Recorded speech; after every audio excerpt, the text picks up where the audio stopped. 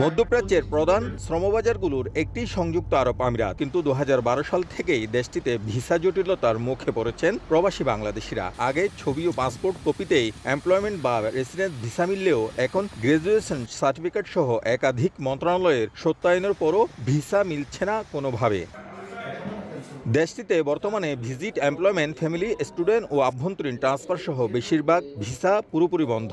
Free জোনের বড় কোম্পানিগুলোতে কিছু ভিসা চালু থাকলেও গ্র্যাজুয়েশন সার্টিফিকেট না থাকায় সেই সুবিধা নিতে পারছেন না 98% প্রবাসী বাংলাদেশি। তাই জালিয়াতি করে সার্টিফিকেট তৈরির পথে হাঁটছেন অনেকে, যা ভিসা বন্ধের অন্যতম বড় কারণ। তবে প্রবাসীদের অভিযোগ, কূটনৈতিক সংলাপে যথাযথভাবে 15 লাখ বাংলাদেশির সমস্যার কথা তুলে ধরতে ব্যর্থ হয়েছে সরকার।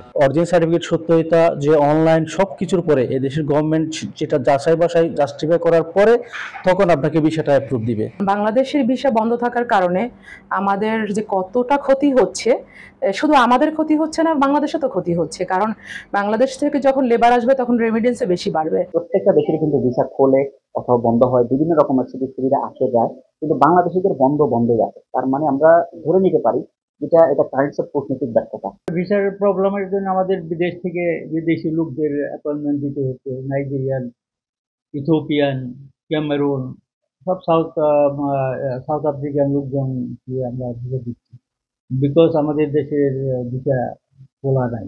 রাষ্ট্রদূত আক্ষেপ করে বলেন, প্রবাসীরা পরিবর্তন না হলে পরিস্থিতি বদলানো কঠিন। এই সমাজ ব্যবস্থাকে একদিনে পরিবর্তন করা যাবে না। এটা প্রতিটা মানুষের শপথ করতে হবে যে আমি আমাকে পরিবর্তন করি আগে। যে আমার প্রতিবেশী খারাপ কাজ করতেছে, লেট হিম ডু ইট, আগে আমি নিজে পরিবর্তন। কিন্তু আমাদের উল্টোটা হচ্ছে, আমি আমার নিজেরটা যাই করি না কেন, প্রতিবেশী কেন এটা করছে, এটা নিয়ে আমার অনেক গোসা। প্রবাসীদের আশঙ্কা, এই অবস্থা চলতে থাকলে আগামীতে আমিরাতে বিপুল সংখ্যক বাংলাদেশি অবৈধ হয়ে পড়বেন। ক্ষতিগ্রস্ত হবে ক্ষুদ্র ব্যবসা ও রেমিটেন্স প্রবাহ। শিবলি আল সাদিক, সময় সংবাদ, সংযুক্ত আরব আমিরাত।